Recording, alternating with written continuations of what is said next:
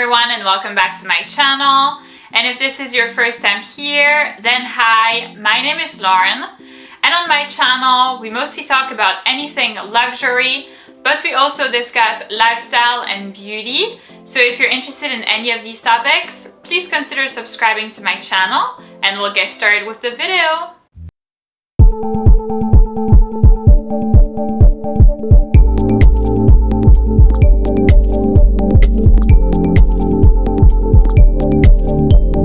That I was influenced to buy. So it can be by people in my family, by some friends, by influencers, by social media. And you'll see that sometimes it turned out well and sometimes not so well. So if you're curious to see the bags, then please keep on watching. Alright, so for starters, we have the Chanel Mini Rectangular. I have mine in a limited edition CC logo with denim. And so this is actually a bag that I was influenced to buy by my mother. And the saying, moms know best, is really true. So we were together in a Chanel store in Paris, and I was looking for a specific handbag. And of course, I don't have a say there. I couldn't really talk to them in advance or anything, so I was just there. There wasn't anything that I, was looking for that was there, so I was really disappointed. And, while I kind of was disappointed, my mom was browsing the store and she saw this and she's like, come, Lauren, you have to try this on, look. And, I followed and I tried on the bag and I'm like, sure, it's nice. But at the time, I didn't really see this bag fitting in my lifestyle. I wasn't sure of the size. I felt like size mini, even though it's mini rectangular and not mini square, it did feel a little small. So if you've been subscribed to my channel for a while, you know by now that I am 5'11" or 180 centimeters, so I'm basically a giraffe. And sometimes small bags don't really look great on me because of my height. So I wasn't too sure about this bag. I just didn't feel like the denim was for me either. I was quite concerned about the wear and tear of the strass. Plus the denim look I felt was a little too casual, maybe not really Lauren-like. And, I kind of felt like from afar it felt a little bit cheap in a way, or maybe even fake or something like that. I had put that in my head and I was kind of like, sure, okay, yeah, whatever. And my mom kept pressing, try it. Look, it looks so great, you should buy it, you should buy it, you should buy it, you should buy it. And the saying happy wife, happy life? Basically for me, it's happy mom, happy life. So to kind of, make her happy and to just be done with this, I was like, sure, okay, I'll buy it anyway because of the price that I purchased it for in Paris. With the tax refund, I knew that I would be able to sell it for a lot more money in the States. So I was like, okay, even if I don't like it, that's fine because I can still resell it, the tags are on. And what ended up happening is I came back to the States and instantly I started using this handbag and I got so many looks and so many good comments on this bag. People were asking where did you buy it? It's so gorgeous. Which collection is it? I love it. It's so unique. It's so original. It's not something that you've ever seen before. So I am so glad that my mom influenced me to buy this handbag. So the next bag that I will mention is actually more or less not a bag. It's a vanity. It's the LV Nice Vanity, and I have mine in monogram. And this has been a really bad choice. It's actually an item that I have featured in my least used bags out of 2023. By the way, if you're interested in seeing that video, then I will go ahead and leave the link to it in the little information link over here for you to see it. It really wasn't a good choice, and so basically this was influenced by social media.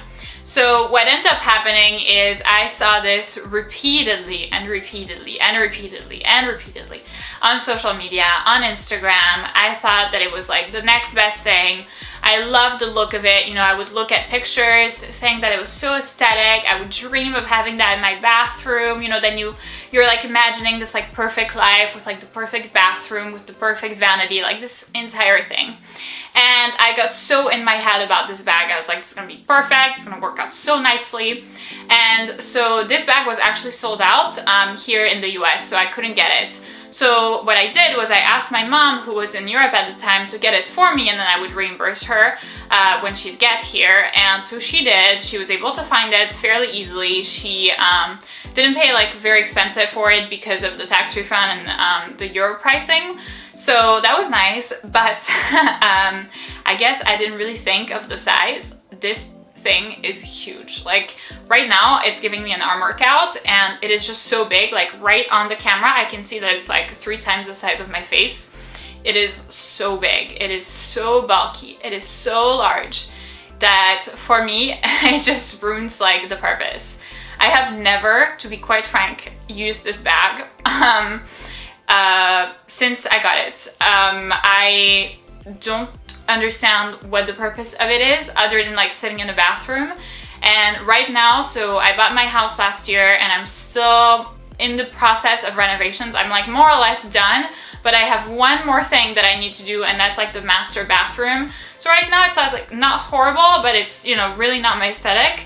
So I'm working on like collecting all of like the bathtub and like the shower base and all that to remodel it, and hopefully once it's done it will make me want to use this. But even in like a perfect scenario of a bathroom, I still feel like even if it's like, you know, on the countertop of like the Vanity, if it sits there just for like the aesthetic look of it, I would feel very concerned about like getting water or makeup or something like that on it. Obviously like on the Vanity countertop there is going to be water because you're rinsing your face, you're cleaning your hands, you're, you know, doing whatnot. So there is going to be water, and I would hate for, you know, this to get damaged because of the usage of it. So this has been a poor decision that was influenced by social media. Next up, we have the Chanel 19 handbag in size medium. It's in this beautiful beige color from the 22C collection. But this really was not a good choice. So this is a bag that when it was trendy, when this Chanel 19 bag first came out, I was influenced to buy by different influencers, not just one, different influencers. So I, you know, was scrolling through social media, I was scrolling on YouTube, and I kept seeing like pictures of these very, very elegant girls like posing with a Chanel 19 handbag. Not necessarily in this color combination, although I still feel very happy with the color combination that I chose, but just in general with this bag model. And they had kind of like a cool look. Even though they were classy, the bag made them seem cool, a little bit edgy, a little bit different. And I think that I like convinced myself that this was going to be an aesthetic for me and that I would be able to pull this off. And so I went in the store, I tried on a couple of sizes, I felt like this size was the best, and I still feel the same way. And I, you know, purchased the bag, and it's not that I have never used it, but I've only used it like a handful of times. The first thing is I got mine in lambskin leather. That is a thing to never do, at least for me, because every time I think about using this bag, I'm like, ooh la la, you're gonna ruin it, you're gonna scratch the bag, it's gonna look good, you're gonna have color transfer from like wearing dark fabrics or like dark denims. So using this bag is not something that happens very frequently, that's for sure. And then even if I were to use it very often, I don't feel like it really looks like me.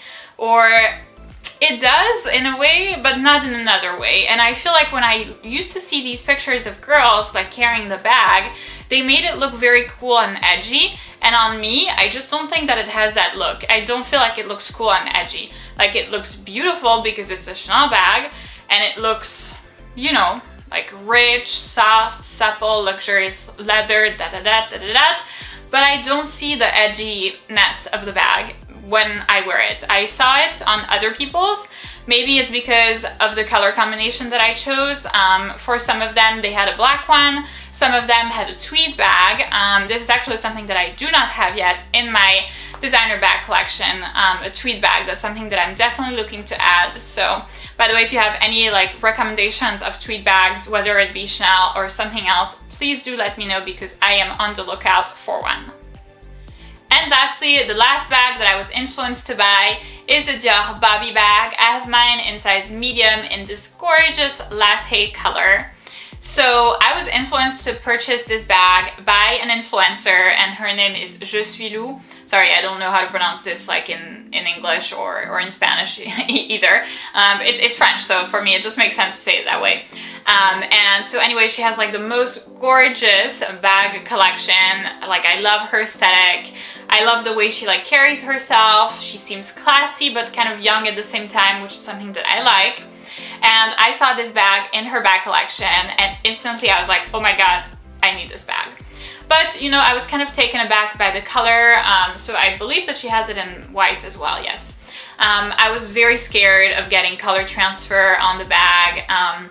This is actually the first white bag in my designer bag collection. Before, this would be something that I would have never done, and it took me months to kind of, you know, tell myself that this would be something that I could potentially do. I had kind of like a trial run, so to speak, with this one, with the Dior Book Tote. Obviously it's not fully white, but it does have some white on it.